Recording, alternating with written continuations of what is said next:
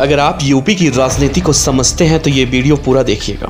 आपसे आखिर में हम एक सवाल पूछेंगे जिसका जवाब आपको देना होगा, लेकिन उससे पहले आप ये बताइए कि विकास दुबे कानपुर वाला को आप जानते हैं? जानते ही होंगे, क्योंकि विकास दुबे को कोई ऐसा नहीं है जो नहीं जानता होगा।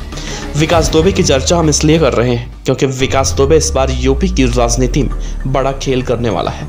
मेरा मतलब है विकास दुबे के नाम पर इस बार यूपी की राजनीति में बड़ा फेरबदल देखने को मिल सकता है। ये फेरबदल सत्ता का होगा ये अभी साफ नहीं है, लेकिन पार्टियों के विचारों का फेरबदल तो पक्का होने वाला है। पूरी कहानी समझने के लिए आपको ये वीडियो ध्यान से सुनना होगा। तो चलिए आपको बताते हैं कि हम ऐसा क्यों कह रहे हैं। यूपी में इस समय 3 बड़ी पार्टियां हैं जो प्रबल दावेदार मानी जा रही हैं, बीएसपी, एसपी और बीजेपी। तीनों ही पार्टियों की अपनी अलग अलग विचारधारा है, लेकिन इस बार बीएसपी अपनी विचारधारा को चुनाव से पहले बदलते हुए दिखाई दे रही है। जो बीएसपी हमेशा दलितों के हितों की बात करती थी, दलितों के हितों की बात करने वाली मायावती अब चुनाव से पहले ब्राह्मणों के हक की बातें करने लगी हैं। कानपुर के बिकरू गांव कांड के बाद कहा जा रहा है कि ब्राह्मणों पर योगी राज में बहुत अत्याचार हो रहा है। एक महिला को जेल की सलाखों के पीछे डाल दिया गया और उस महिला को रिहा करवाने के लिए मायावती ने सही समय पर सही दांव चल दिया।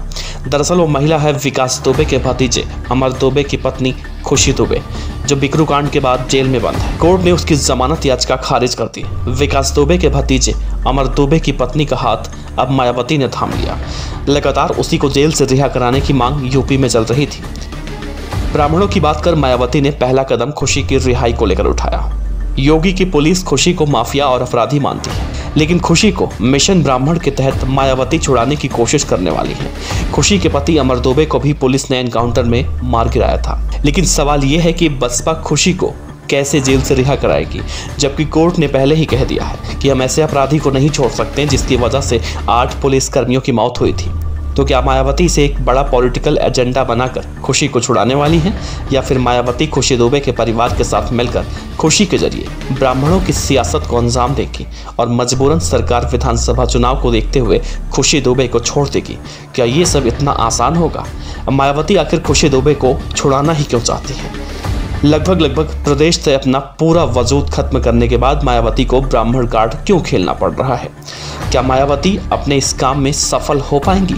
क्योंकि योगी के पास एक बड़ा हथियार है जिससे मायावती ब्राह्मण कार्ड खेलकर भी योगी का कुछ बिगाड़ नहीं सकती, और वो है योगी सरकार की वो पॉलिसी जिसमें माफियाओं की कहीं जगह नहीं है। वैसे भी यूपी में ब्राह्मण समाज से आने वाले कई विधायक पत्र लिखकर ये मांग कर चुके हैं कि खुशी दुबे को छोड़ दिया जाए, लेकिन ना तो योगी आदित्यनाथ को उस पर उसका असर पड़ा और ना ही कोई विधायक पत्र के अलावा खुलकर सामने आया।